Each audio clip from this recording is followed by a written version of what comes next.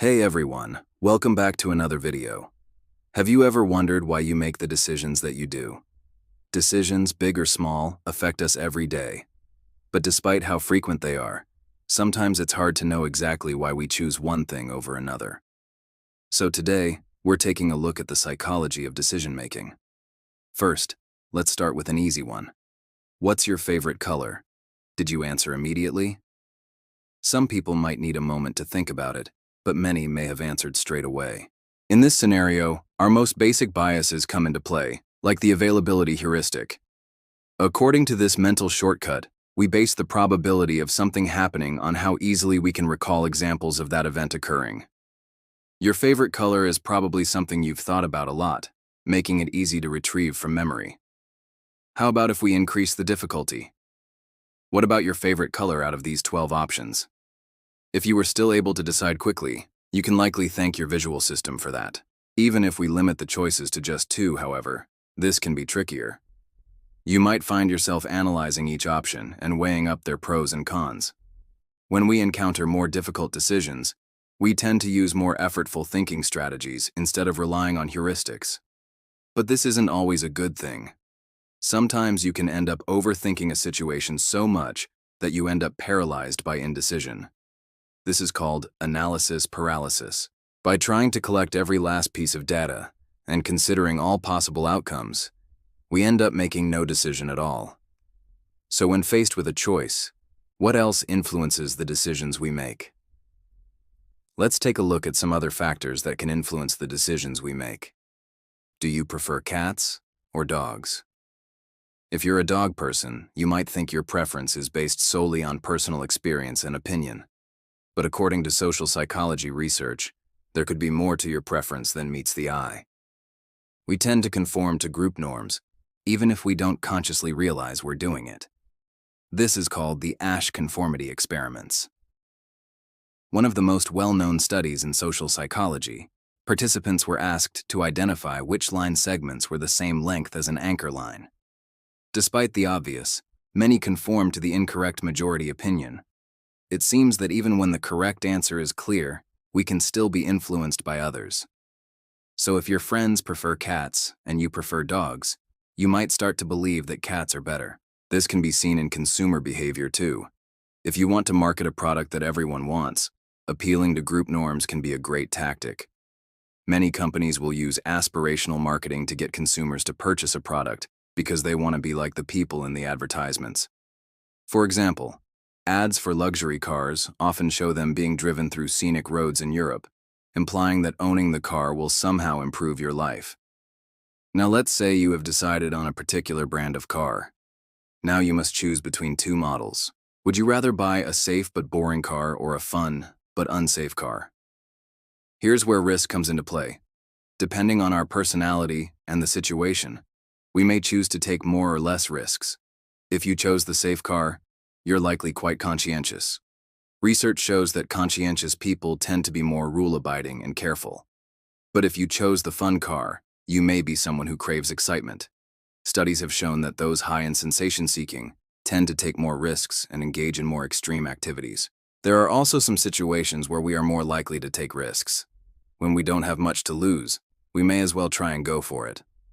This is called loss aversion. Imagine you're at a roulette table in a casino and you bet $10 on red. Unfortunately, red doesn't win and you lose. If you won, you'd be $20 ahead. But since you lost, you're $10 in debt. So if you won the next round, would you be happy with a $10 profit? After all, that's exactly what you lost in the previous round. Well, it turns out that people are generally not satisfied with a break-even outcome and will often gamble again to try and make more money. Now, let's say you aren't playing roulette and you're simply choosing a new couch for your living room. How does pricing affect the decisions we make? Are you more likely to buy a $700 couch or a $700 couch that was once selling for $900? It turns out that we are heavily influenced by numbers, even if they aren't real. This is called anchoring and adjustment. Anchoring refers to the tendency to rely heavily on the first piece of information that we come across when making decisions. This is especially true with prices. Our minds compare other numbers to the first number we see. even if it doesn't actually have anything to do with the actual price. It's the same reason why auctioneers start high, even though no one would pay the starting amount. They use the starting price as an anchor and then work their way down until someone makes a bid. Interestingly, it's not only the initial number that matters, but also the way it's framed. Would you be more likely to buy a couch that has an 80% off tag on it compared to one that says 20% off? Of course, both deals are the same, but framing can make a huge difference. Framing refers to the way in which options are presented to us. Instead of saying you'll lose 30% of your money, they say you'll get 70% of your money back.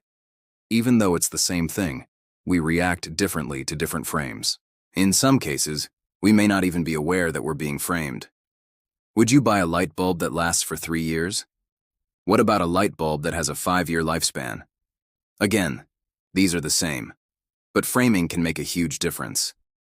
It turns out that we're more likely to buy a product if we feel like we're getting more than what we paid for. This is called prospect theory. This theory states that we weigh potential losses more heavily than equivalent gains. So framing things in terms of what we stand to lose rather than gain is a powerful tool. So far, we've discussed a few of the ways in which our brains make decisions quickly and efficiently.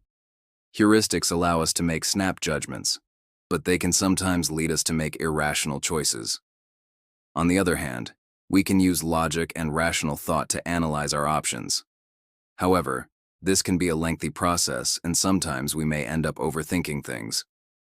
Ultimately, our decisions are influenced by many factors, including our personality, the situation we're in, and the way information is presented to us.